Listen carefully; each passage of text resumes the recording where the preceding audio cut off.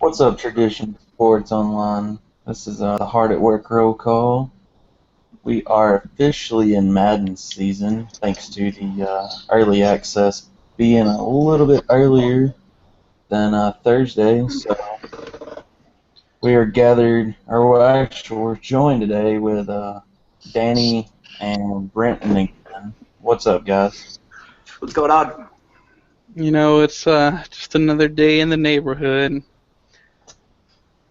Yeah, we got 10 hours to ourselves, maybe 20 if you go with the extra access. So, with that getting started, we've seen a lot of stuff today on Twitch and over the past few days. The big thing is that started a big storm in the chat room earlier is the developmental traits. So, what are y'all's thoughts on the new lower developmental traits? Um, I'm trying not to. I'm trying not to personally put too much stock into it. Yeah, I'm pretty salty. Don't get me wrong, but I'm hoping that there will be some kind of update between now and when the game launches that changes some of the traits, because it just doesn't make sense to me that the first and second overall picks for some reason are walking around with normal development, while you've got guys that were drafted on the later half of the first round, superstar and quick development.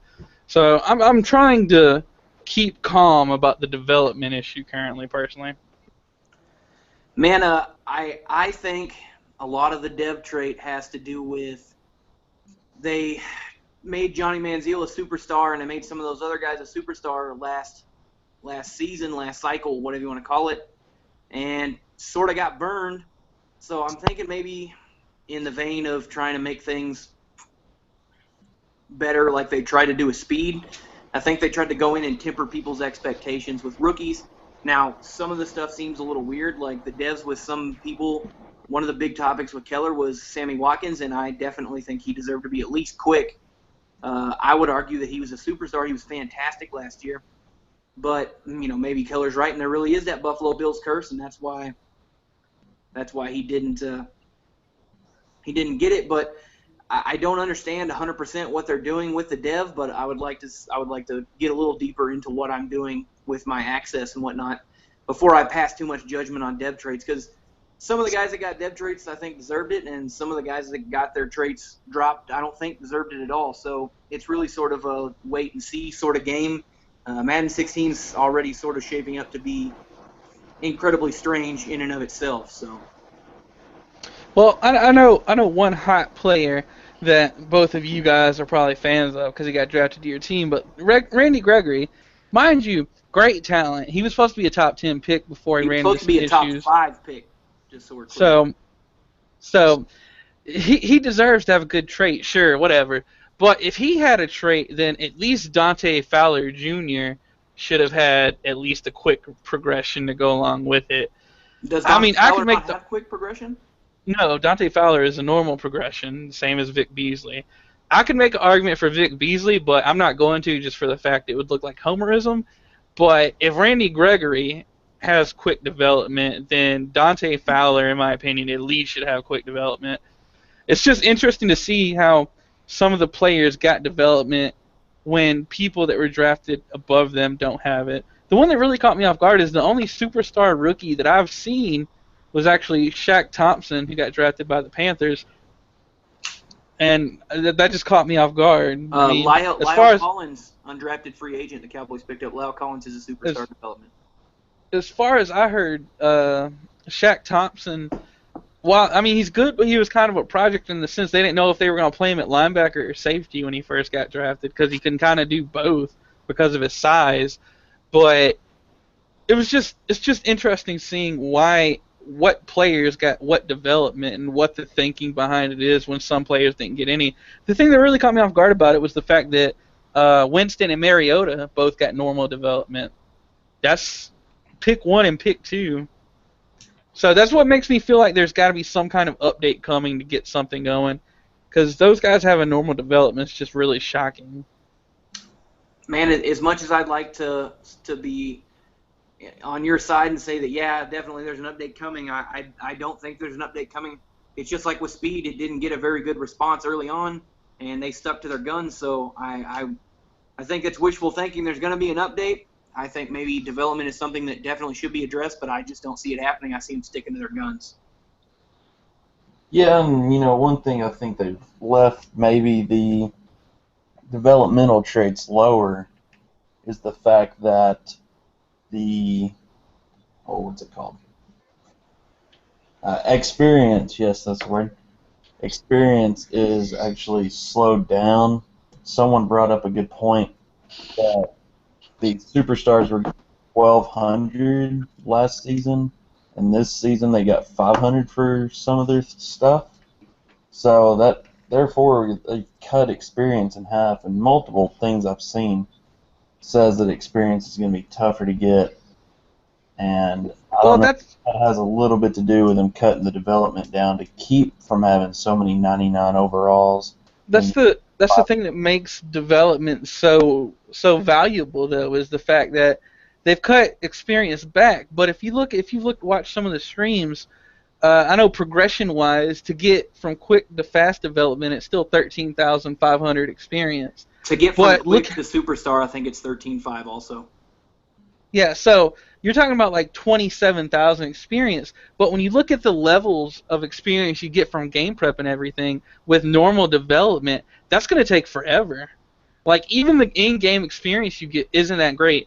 And when you look at the loading screens for the games where they show you like season goals, the experience you get for season goals isn't even that high. So development, in my opinion, is going to be a very valuable thing from the get-go in this cycle. Yeah, did you, Brenton, notice any like developmental speed or anything when you're starting up that CFM? Is there a way as the commissioner to I'm doing something. Come back in a few. To be perfectly honest, I only booted it up, and right now I'm sort of messing around with gameplay as we're talking, just to see if there's anything I can say while we're on stream that might help people's fears a little bit. So, I mean, so far the gameplay is pretty solid. The drive goals are pretty cool. I didn't see anything for a commissioner to do about people's rosters or changing their devs, but that's something I can look at momentarily. I mean, obviously, once I get a second here, I'm just trying to look at what I can look at while and keep my attention on this. I do think, and I'm going to switch gears with the topics here a little bit. I do think that it's a little weird that you can't have custom rosters in CFM this year. Yeah, I agree with that. That legacy players for all that even decided to write all that information down. The thing. Well, go ahead. The fact that there's no custom rosters actually affects multiple things. I know Keller was talking about possibly updating player speeds, which I was strongly against, honestly. So that takes that away. He was talking about legacy players, which a lot of people wanted, some people didn't want.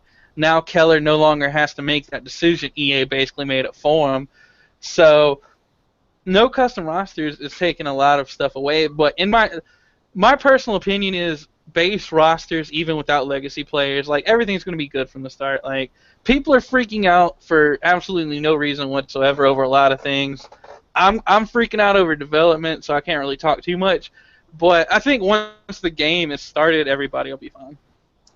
I think the biggest problem is all the unknowns. I feel like maybe the biggest reason everybody's freaking out is most of these things were dropped on us without any sort of forewarning or any sort of explanation. And people have every right to be upset. Development traits being down, I feel for Keller 100%. It seems like every year the Buffalo Bills sort of get the short end of the stick just about every way you can imagine it. I think Sammy Watkins' dev being dropped is a huge snub, and it deserves to be fixed. But, everybody's freaking out over speed. Everybody's freaking out over pretty much anything. You list anything that's being added to Madden 16, and people are freaking out. I'm hopeful that maybe some of this EA Access time will give people some time to play the game and see that the changes were made and they weren't just thrown in there. It kind of seems like Donnie Moore on his way out the door was like, I don't really care, so we'll just go ahead and go with this. And I'm hopeful that maybe this access period will give people time to look at things and maybe calm down a little, because the chat board's getting a little chippy in there. Yeah, and people are complaining about the draft classes. You know, from what I've seen, and that's just from watching one guy at a draft, that there are some pretty strong people. But you got to look at their overalls, and you got to look at how much XP are they getting.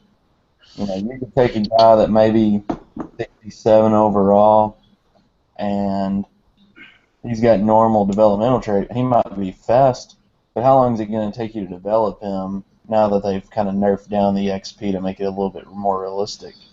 So that's Um, to look at too. You can't take a chump of a quarterback and turn him into, a legend. One of the interesting things, I've actually been watching multiple streams the past couple of days, and I have been lucky enough to watch a few guys that are willing to go into the franchise mode and show some things.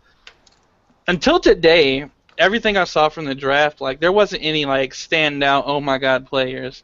Like it was just regular people. Like sure, there was a middle linebacker with 88 speed. I don't personally think that's too bad. But today there was a couple players that caught me off guard. The thing is though, I don't think there is a boatload of those players in the draft. Like sure, there might be one player that pops up at one position that's really good, and there might be another player that pops up at another position in the same draft that's really good, but you're not going to get 3 or 4 of those players in one draft that's going to completely nullify the players you already have. You might get one really good 97 speed, 5'11" wide receiver, but that one receiver isn't going to completely make all your other receivers not worth anything, and that one receiver isn't going to single-handedly carry you to wins. Correct. Yeah, that's the thing, we just have to look into all the draft details. And like you said, the ones that I had seen before, I noticed there was no just standout athletes. They all looked like they'd come in as normal athletes right out of college would compared to the rest of the league. And and I've seen those guys you were talking about today that, it's like a wow, you got a good guy. But like you said, nobody comes out of the draft and makes themselves where they're just a god to the team. Everyone's going to have equal chance to get these players as well. And this is something I'd like to touch on for simulation seasons as well, because we know there will be reduced scouting points available due to how they're doing scouting points this season. But even in simulated seasons when we do the draft, everyone's going to have equal opportunity, the same amount of scouting points to find people. So it's still a very fair level playing field for everybody. Sure, we're not going to have as much information as we're used to having, but I don't think we need to look into any kind of change when it comes to that, because it'll still be a fair playing field for everybody. It'll just be more shots in the dark than as opposed to a regular season. One thing I'd like to touch on, you talking about the draft.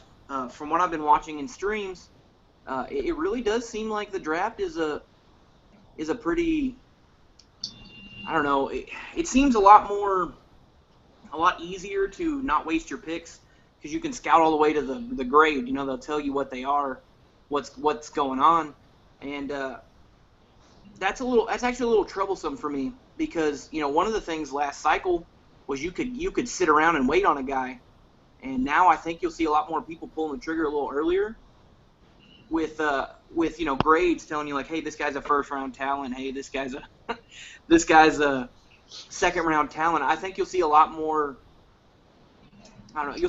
You'll see picks going a lot further. Well, And I think maybe you'll see. The only good thing is I think maybe you'll see people holding on to their picks a lot more often than they might have, because they can see, hey, this guy's gonna be a first round talent. This is where my pick is. I can probably get him right here.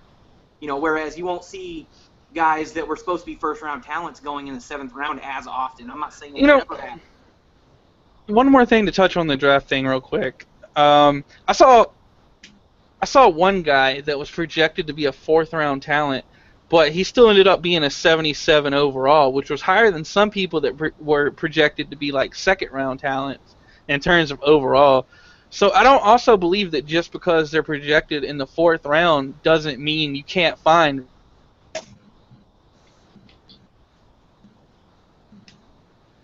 And are you still there, Danny? Do what? Oh, we lost him, didn't we? Yeah, I think what he was saying while he's lagged out here, I noticed, I was looking at some things too that I seen, and I did see some guys get drafted in the fifth and sixth rounds that were actually higher than the guy's third round picks, and it wasn't the human drafter, it was the computer drafting those. So not, you got to look at seed, but there's definitely chances out there. I think snag people in the later rounds that are going to be better, and it's Can you guys just hear me by chance? Yeah, we got you back now. All right. Yeah, you basically completely touched on what I was saying though. Like, there are people that are going to be projected still to go in the fourth round that are going to be good players and have good overalls. I'm not sure how exactly they're determining like what round people should go in. Maybe it is a development thing. Like maybe the projected first round people, like true value first round people, have higher chances of being stars and fast development, while people that are still good players but have normal development might fall back into the fourth or fifth round in terms of true projected placement. Yeah, that's one thing that might be why the guy from the fourth round is a 77 overall. His dev may be low, and with XP being trimmed down, it may be that dev is more important this year than it's ever been. And if that's the case, I can see why a bunch of rookies got trimmed down. But You could also make a counter argument that a player having a higher overall right away might be more important this year. That way you don't have to worry about getting the XP to get the overall up. Those guys that come in as a 77 or 80 overall will be better than a 60 overall superstar that needs a lot of work. that's true. That's also true. yeah, that crossed the back of my mind too. Awareness is a huge thing, and I don't know if anybody's went in and looked at awareness and seen if that price changed. I highly doubt that it did, but like I said, with the lower XP, that awareness is going to cost eventually more to upgrade. So, but I did notice that thinking in my head, an 80 overall might be better than, let's say, a 67, like you said, with superstar development, because Yeah, over time it could even out to be the same. So you the don't know with until the reduced amount of experience, and I still have to get my hands on the actual player progression and see what kind of values you're talking about when it comes to how much skills cost. But I do think when it comes to drafting, higher overalls may end up being stronger than lower overall development player. Obviously, getting a higher overall with high development is the ideal situation. But when you're talking about like a 60 overall with superstar as opposed to a 78 overall with normal, I think the 78, 79 overall with normal might actually end up winning with reduced experience amounts. Well, if you think about it, it could be, you know, the 78 overall with normal dev might be able to help you right now, but the 60 overall with superstar 2 seasons down the road is going to far outpace that 78 overall. So, I'm not saying that's the case. I'm saying that could be what the case is. correct. Just to switch gears a little bit here, another thing I saw in a couple seasons that got simulated is the regression actually seems to have gotten fixed. One guy I'll use for an example is Larry Fitzgerald, who's starting the game with 82 speed. That one receiver, Brent Grimes, might actually be able to cover in Madden. After his first year, I think he turned 34, 35, and he regressed 2 points of speed. Obviously, 2 points of speed still is kind of it's regression, but it's not the huge, oh, you hit 34, let's turn you into a 56 speed. Yeah. I think it's a much more realistic regression, and I'm perfectly happy with that. Yeah, and another thing to touch on, other than the regression, is the amount of retirements. And I hope it's just at random, but once we start digging in and dissecting a few things, I will warn people that before they trade for some of these old players in the league, they might want to sim a couple seasons and see how long they last, because that retirement list was very, very long. yeah, it had a lot of big names in it. Peyton Manning, Tom Brady. Uh, Cameron Wake. Wow. That's actually If incredibly you brutal. if you put a lot of value into trading for one of these older guys and they retire after year one, you might regret your decision a lot. I'm trying to find scouting so I can do some scouting and tell you guys some stuff while we're at it. But I can't seem to find it. Scouting's great. I'm actually a huge fan of the new scouting system where it's 5, 10, and 15 points to unlock the attributes. So it's 35 points total to unlock the 3 highest attributes and their true round grade, which is basically like early first rounder, late first rounder, et cetera, et cetera. I've seen a lot of guys that are projected to go in the draft that actually end up with undrafted talent, which is astonishing. You get 175 points per week. If you don't use any of those points and the week goes on, you lose half those points next week. And scouting starts week 3. The new scouting system. Let me get to week 3. That helps me out a lot. I was trying to find out why I couldn't scout. Yeah. So the new scouting system combined with the combine stats is a much better system in my mind. I know a lot of people are upset because they can't scout particular traits anymore, but this is a great starting point on something they could build on.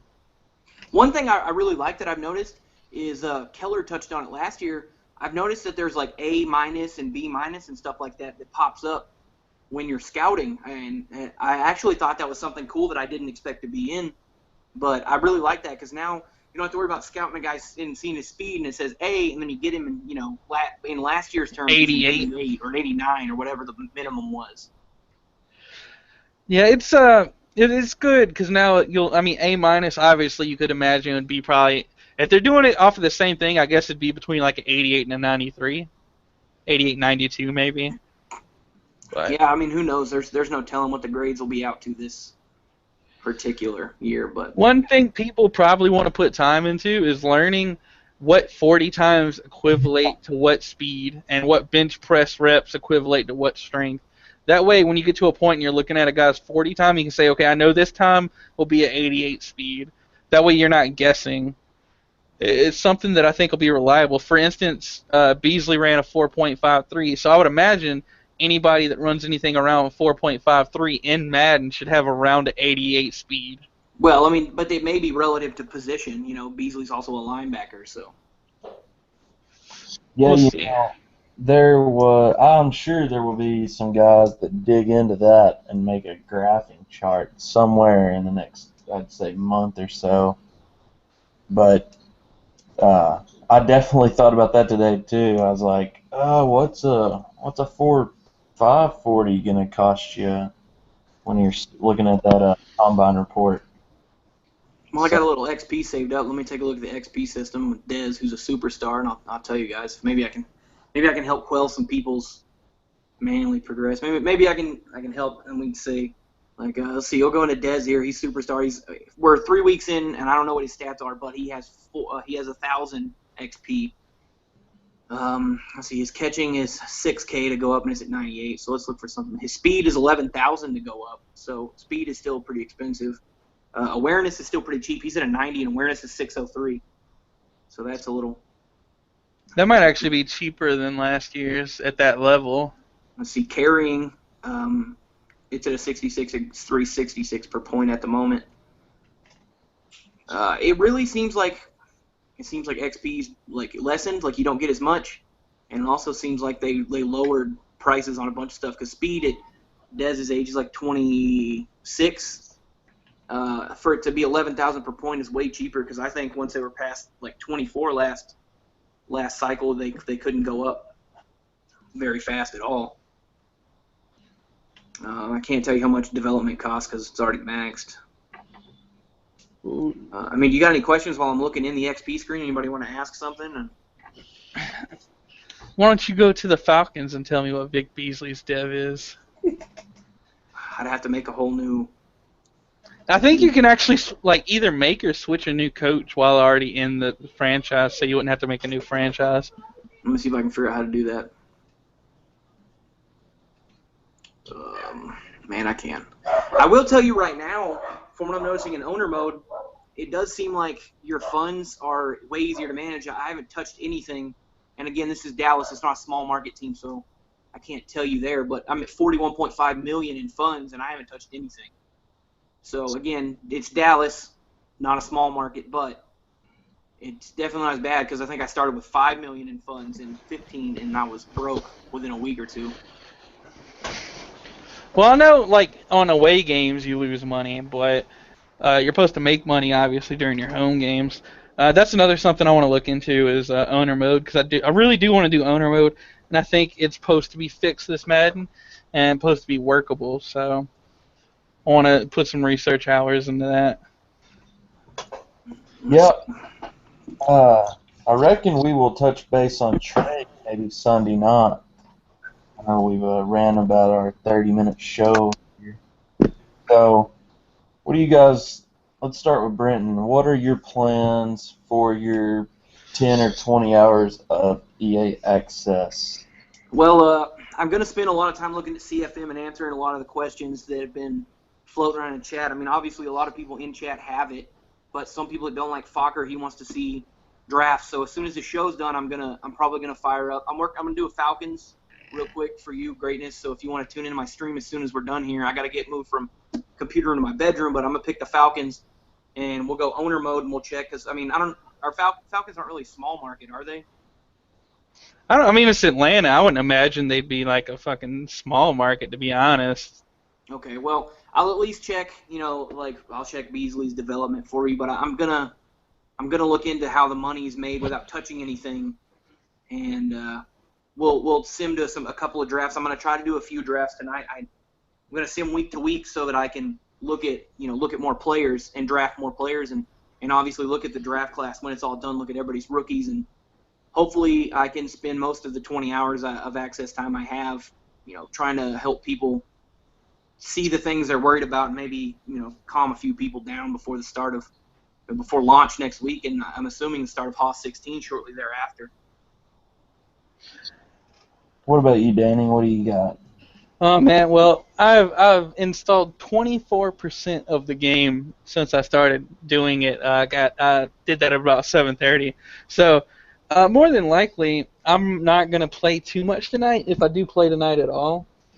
When I do get to play though, one of the first things I want to do actually is I want to go to practice mode, and I want to get Perryman, the 97 speed wide receiver, on the field, and I want to match him up against Richard Sherman on the other side of the field, and I just want to throw streak after streak and see how much that 97 speed matters against the 88 speed elite corner.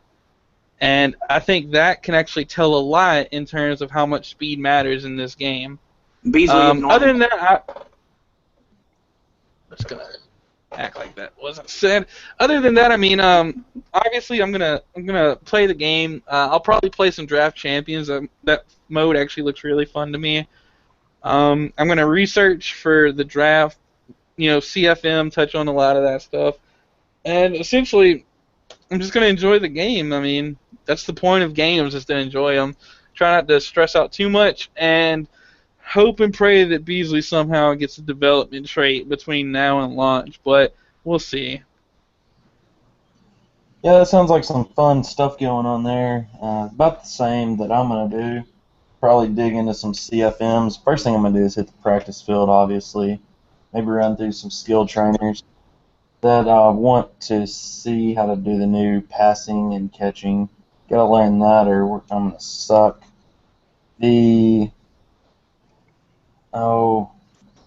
I noticed that last year on streaking routes, you could easily tell when you were going to beat the corner. I want to go back in and check that out, see if it's still there, because that's an easy cheese play, and I hate people if they don't get banned or something. But there's nothing you can do if it's a glitch in the game, so definitely want to check that out. And I will say that the streak routes that I've seen in game, like the corners are extremely competitive with it. Very rarely has a guy actually just straight beaten the corner and got a easy catch streak route. I think the cornerback and wide receiver interactions they put in the game are phenomenal, and it's going to be really, really good to see that happen in actual games. Yeah, everything that I've seen looks good. A lot better than Madden 15. I'll probably dig into some draft champions. Probably not spend too much time on my 10 hours, but that mode does look fun, especially if I'm playing it offline. But other than that, I'm just going to check out the game. It's been so long since the new Madden's come out, and I'm jonesing to dig in. So, but I want to, I'll throw out real quick.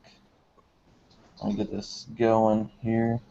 For those watching or will watch, there are our Twitch TVs. Feel free to share yours in the TSO chat box. Anytime you want to check us out, I'm sure we'll be streaming as long as we have hours. So feel free to check those out. I want to issue a challenge, though, to anybody wanting to come on the show. I know Troy's been wanting to come on again. We'll have to get that worked out. The phone, I don't think it's going to work right now, so we'll have to go in either using your phone through Google Hangouts or using your computer. But anybody that wants to come on Sunday night at 7, I want to issue a challenge just to come on and talk about what you've seen in Madden 16 if you got the early access. You know, come on, talk about your stats. If you sim any CFMs, come on and let us know. Give us your thoughts, because the more opinions we have, the better off it is. So feel free to post and chat, which I'm sure you will. Even maybe if we can get a thread up in the Hard at Work threads, give people something to discuss about. I know Keller's wanting to discuss a lot. Owner mode's a big one. Trade tier's been talked about. It's got its own thread. So there's a lot to discuss before we go forward with this league. So feel free to discuss and get with us, and we'll get it on air. And like I said, if you want to come on air, feel free to come on anytime. Just let us know. So, but till then, it's been fun. I'm ready. I'm sure everyone's ready to go play some EA Access. So till then, we will see y'all Sunday night, and thanks for watching.